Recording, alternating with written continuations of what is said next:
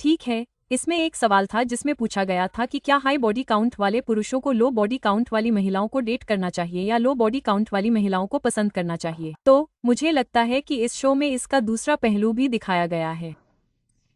ठीक है, तो बॉडी काउंट ठीक है, और यह महिलाओं के प्रति द्वेष का प्रमाण होगा। मैं आपको महिलाओं के प्रति द्वेष के बारे में कैसे समझाऊं? मेरा मतलब है, क्या आप लोग असहमत हैं? तो बस हमारी शर्तों को स्पष्ट करने के लिए आप महिलाओं के प्रति द्वेष को कैसे परिभाषित करेंगे? मुझे लगता है कि यह एक ऐसी व्यवस्था है जो पुरुषों को महिलाओं से ऊपर रखती है। एक ऐसी व्यवस्था जो मुख्य रूप से पुरुषों के लिए फायदेमंद है, लेकिन फिर भी उनके लिए कुछ नकारात्मक परिणाम भी रखती है, जैसे कि जब बच्चों की देखभाल और ऐसी ही चीजों की बात आती है। ठीक है, तो यह महिलाओं के प्रति द्वेष की आपकी पूरी परिभाषा है। एक ऐसी व्यवस्था जो पुरुषों को महिलाओं से ऊपर रखती है। मेरा मतलब है कि आप इसे थोड़ा और सरल तरीके से परिभाषित कर सकते हैं। आपकी परिभाषा क्या होगी?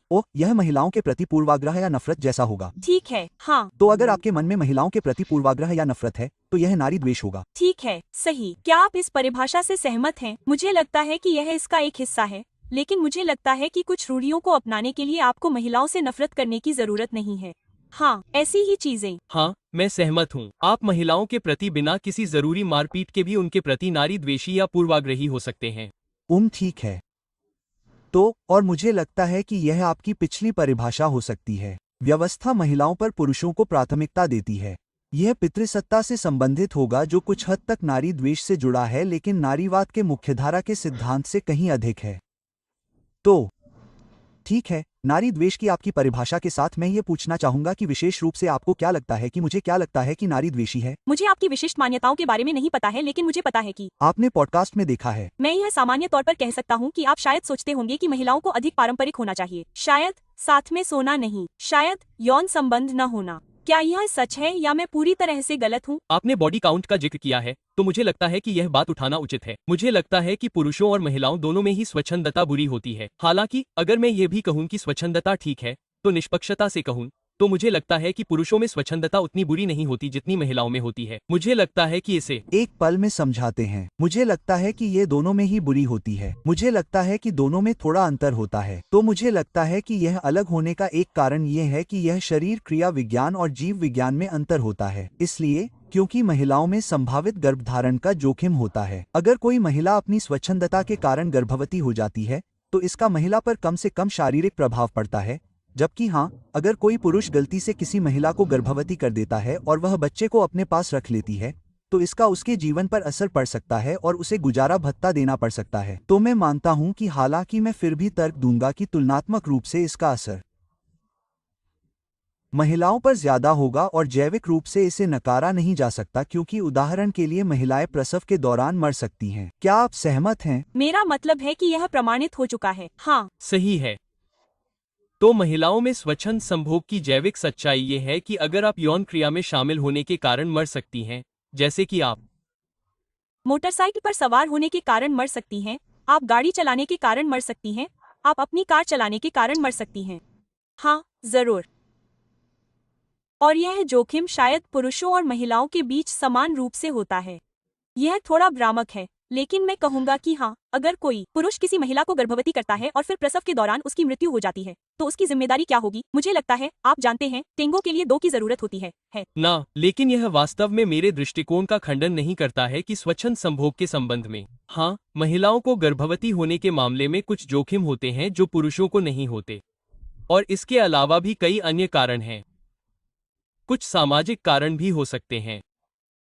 कौन से सामाजिक कारण? हाँ, जरूर। मेरा मतलब है पुरुषों के अपने हित।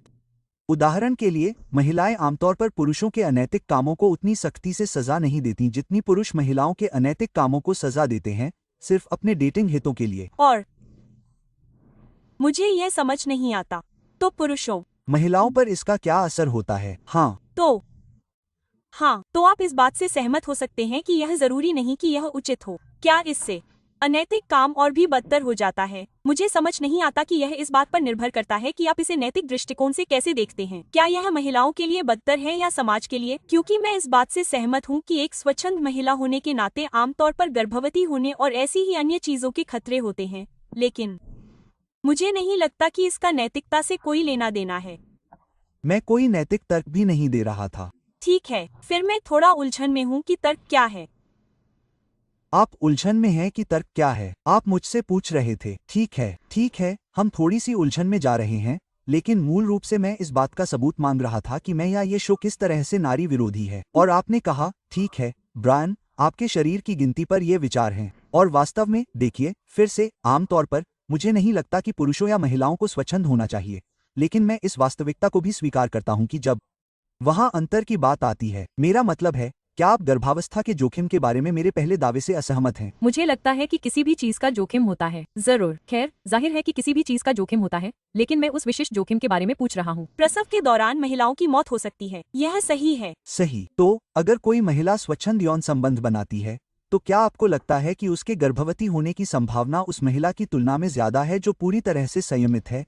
मुझे लगता है कि गर्भनिरोधक जैसी बहुत स्पष्ट सावधानियां हैं। मुझे लगता है कि सुरक्षित यौन संबंध को प्राथमिकता दी जानी चाहिए, लेकिन आप जानते हैं। ठीक है, लेकिन अगर आप एक सट्टेबाज महिला होती और एक महिला स्वच्छंद यौन संबंध बनाती और एक महिला जो ऐसा नहीं करती, तो गर्भवती होने की संभावना किसकी ज्यादा होगी? शायद वह महिला जो यौन संबंध बनाती है। ना, हाँ, तो यह स्वच्छंदता का एक घटक है।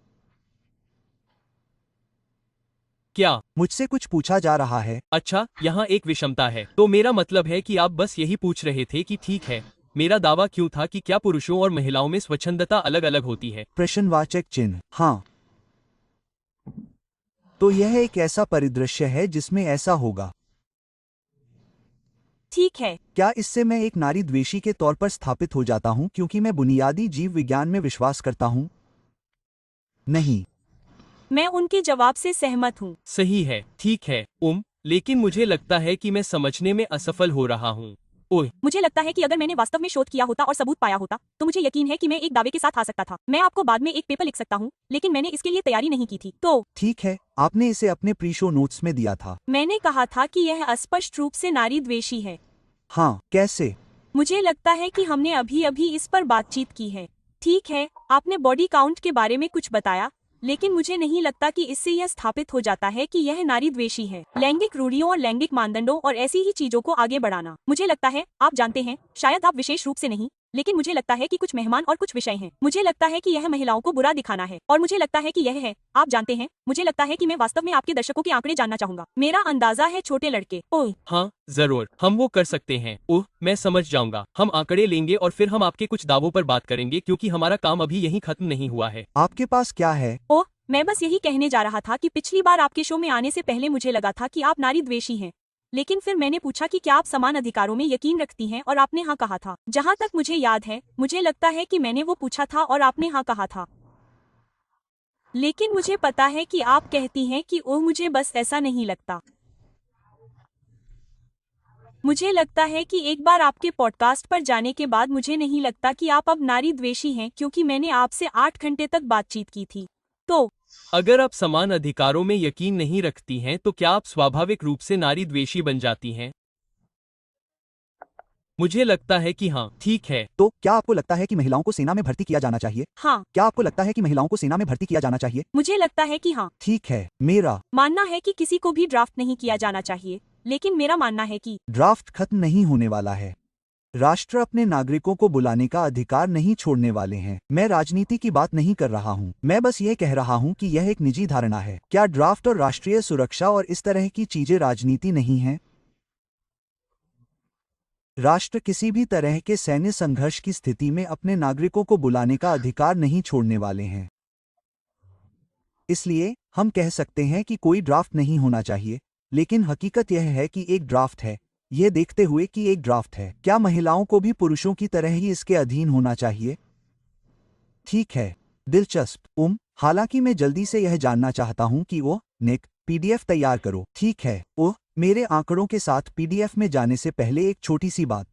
आपने प्रश्नावली में इस बात पर घेरा लगाया था कि पुरुषों को दूसरों की देखभाल करनी चाहिए और उनकी रक्षा करनी चाहिए, जो कि पुरुषों की पारंपरिक भूमिका है, और फिर आपने कहा कि पुरुषों को शिष्ट होना चाहिए। ठीक है, तो अगर ऐसा है कि मैं पारंपरिक लिंग भूमिकाओं में विश्वास रखती हूँ तो यह मेरी नारी द्वेषी होने का प्रमाण होगा, क्योंकि मुझे नारी द्वेषी कहा जाता है। हाँ, नहीं, मुझे लगता है कि आप नारी द्वेषी हैं या मिसएड्रेस। मुझे लगता है कि हर किसी के अंदर पूर्वाग्रह होते हैं। मुझे लगता है कि कुछ ऐसी चीजें हैं जिनके बारे में मैं खुले दिमाग से बात करने की कोशिश करती हूँ। मुझे लगता है कि हर किसी को दयालु होना चाहिए। आप जानते हैं, यह एक बहुत ही हिप्पी रुख है। मुझे लगता है कि शिष्टता, ठीक है, आप जानते हैं, बस दयालु होना। और मुझे लगता है कि एक रिश्ते में आपको एक दूसरे की रक्षा करनी चाहिए और एक दूसरे का ख्याल रखना चाहिए। मुझे लगता है कि यह सवाल केवल पुरुषों के लिए है, लेकिन अगर आप मुझसे महिलाओं के बारे में यही सवाल पूछेंगे तो मुझे लगता है कि मैं सहमत हो जाऊंगी। इसलिए पुरुषों और महिलाओं को एक दूसरे का ख्याल रखना चाहिए और उनकी रक्षा करनी चाहिए, बिल्कुल समान तरीके से, असमान तरीके से नहीं। मुझे लगता है कि समान तरीके से। समान तरीके।